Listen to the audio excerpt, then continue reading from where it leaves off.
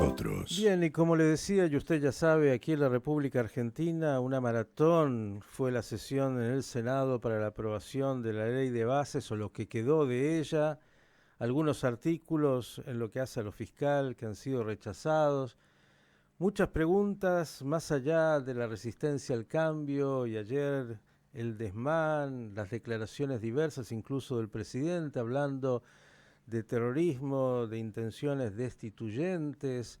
Vamos a ver si ponemos un poco de orden, si podemos entender dónde estamos, si es posible.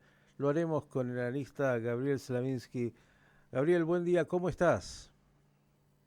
Hola, Miki, ¿cómo andás? Bien, tratando de, bueno, entender nuestro surrealismo tan complejo, lo digo así. A ver si nos ayudas, no sé por dónde arrancar.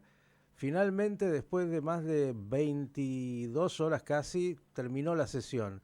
La primera pregunta que uno se hace es si en algún lugar esto es normal, 22 horas seguidas para sesionar, yo no sé cómo hacen para resistir, incluso los senadores, eh, y bueno, lo que se aprobó, lo que quedó, lo que no quedó, qué le permite al gobierno, la resistencia al cambio, yo diría después de 6 meses de un gobierno que fue electo democráticamente y que no se le permitió hasta ahora tener instrumentos para llevar a cabo la política que había anunciado, no es algo que no había dicho, todo suyo.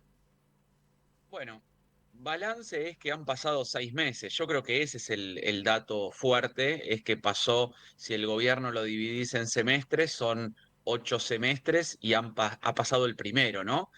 Y ha pasado el primero con algunos puntos claves y sobre todo con este especie de triunfo.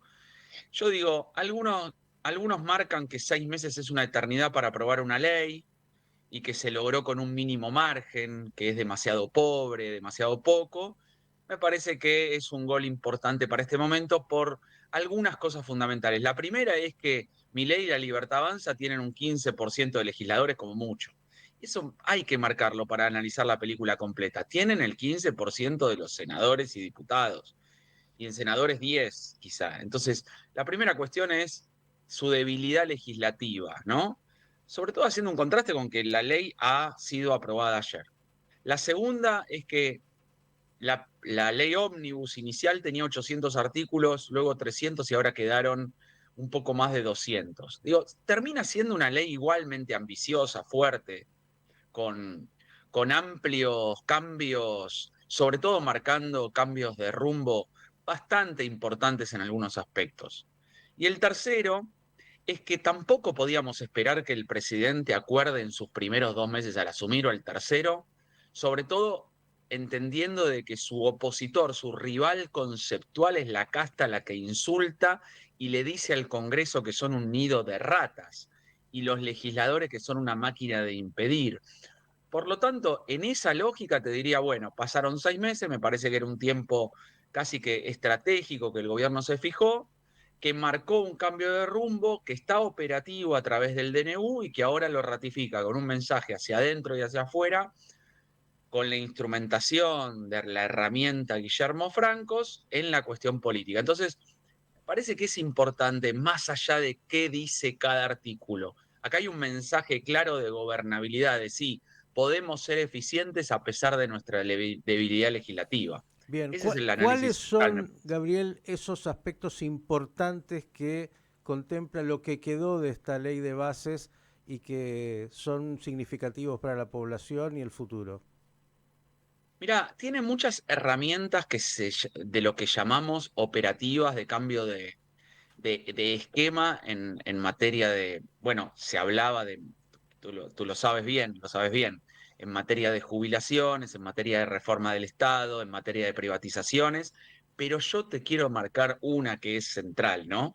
Que es el artículo número 1, el título número 1, que es la delegación de facultades por un año prorrogables a partir del Congreso. Y me parece que en esa lógica le brinda al presidente muchas herramientas para tomar decisiones, quizás no tan centrales como se le ha permitido a otros gobiernos, pero tomar decisiones estratégicas bastante, perdón, sin el paso por el Congreso, ¿no? con un tránsito mucho más rápido, más veloz. Son herramientas que los gobiernos en Argentina que viven en crisis en general solicitan y por supuesto que en definitiva se lo terminan dando. ¿Cuál es el reproche que le hace Milei al Congreso en general sobre este articulado? Bueno, la verdad que los legisladores, tanto en diputados como en senadores, se ponen muy quisquillosos a ver el detalle de esta ley. Probablemente porque la ley tenga muchos errores que haya que subsanar, puede ser. Pero también es verdad que a los otros gobiernos, por tener una fortaleza legislativa mayor, no se le mira ni un punto ni una coma. Y acá le quieren correr la coma, ponerle mayúsculas, agregarle 2 palabras, y eso hace que todo sea más lento y que cada legislador, tanto en el Senado como en diputados, intente sacar una tajada para su región, su provincia.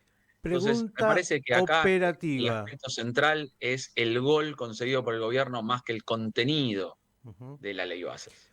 Pregunta operativa, porque esto es lo que finalmente me parece importantísimo en este momento.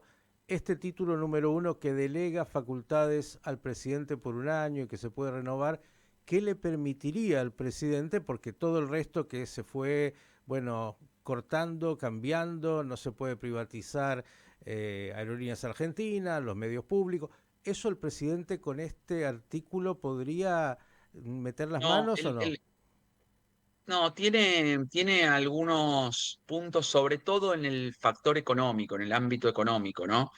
En el ámbito económico y financiero, en el endeudamiento. Pero no te olvides de que en el Congreso, que esta es, digamos, su puesta en valor que se marcó aquí en el Senado y que ha cedido el gobierno también, y que a diferencia de la ley ómnibus, esta ley vino más contenida en cuanto a la delegación de facultades, no tiene 2 aspectos que son centrales, que son la parte de impuestos y lo electoral, cosa de que hubiese sido teóricamente inconstitucional en aquella ley ómnibus. Entonces, digo, hay muchas restricciones, por supuesto, pero hay unas cosas centrales, sobre todo las económicas, que creo que es a donde apuntaba el presidente y a la reforma del Estado, con la desregulación del mercado, incluso con algunas privatizaciones, que lo colocan en el lugar central para la toma de decisiones de un modo operativo y más veloz. Bien, ¿dirías que hemos ganado 6 meses o perdido 6 meses de este gobierno? No, no, yo nunca digo que es ganar o perder, siempre miro estrategia y miro objetivos. Yo creo que el gobierno no tenía la chance en su diagnóstico de asunción presidencial de hacer un acuerdo rápidamente con el Congreso porque necesitaba confrontar. Este gobierno vive del conflicto, está cómodo en el conflicto, incomoda a los otros con el conflicto y eso hace que sea un aspecto central en el desarrollo. Entonces, no creo que este sea un momento en donde a partir de ahora venga la paz política promovida por el presidente. No, no parece ser ese el estilo. Lo que estamos viendo es un formato de despliegue a través de las problemáticas, de problematizar cada problema, de identificar quiénes son los adversarios, atacarlos y de un modo muy agresivo desarrollar su gobierno.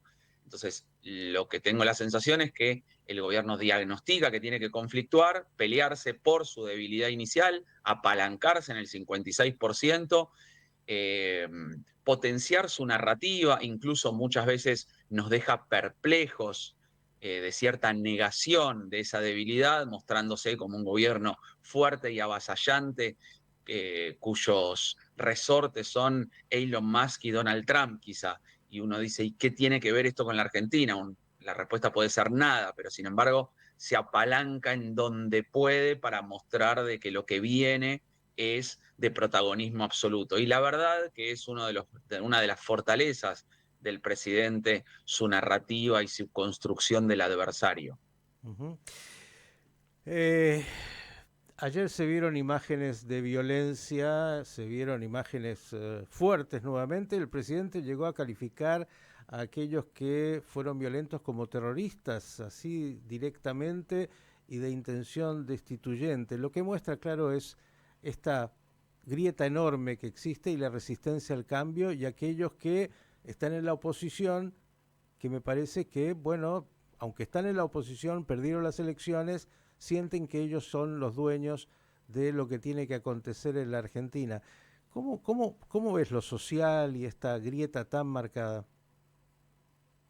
Mirá, yo creo que son distintos niveles de análisis, ¿no? Una cosa es la manifestación fuera del Congreso de un grupo que terminó siendo minoritario, que por supuesto condenamos todo tipo de violencia, en donde se pone en juego una vez más el aspecto del posicionamiento político, ¿no? Acá hay un gobierno que vino con dos lógicas.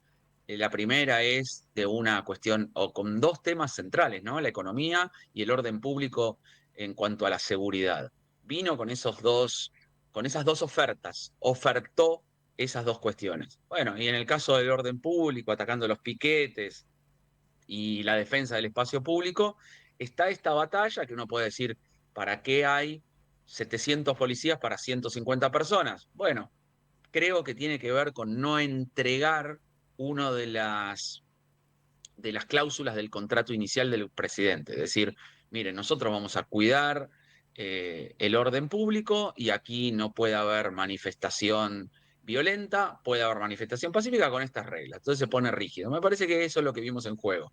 Lo demás, por supuesto, condenamos la violencia de todo tipo y creemos que eh, finalmente no podemos hacer un paralelismo o una sinécdoque de tomar la parte por el todo en cuanto a analizar la calle en base a el momento en el que se está votando y los actos de violencia nocturnos, sobre todo, de un grupo minoritario contra una manifestación que pudo haber sido más grande, que por supuesto fue de expresión pacífica, pero que no llega por lo pronto en la opinión pública o en lo electoral a consolidar o a configurar una mayoría. Sí, lo que hace es, en el largo plazo, desgasta, no te olvides, son 8 semestres, va el uno de 8, un octavo.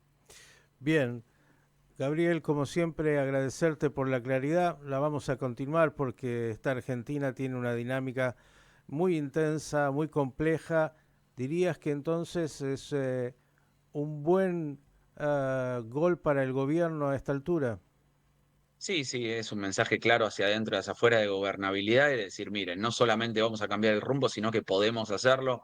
Fíjense cómo a pesar de nuestra debilidad y negociando y entregando, igual sacamos una ley que tiene más de 200 artículos.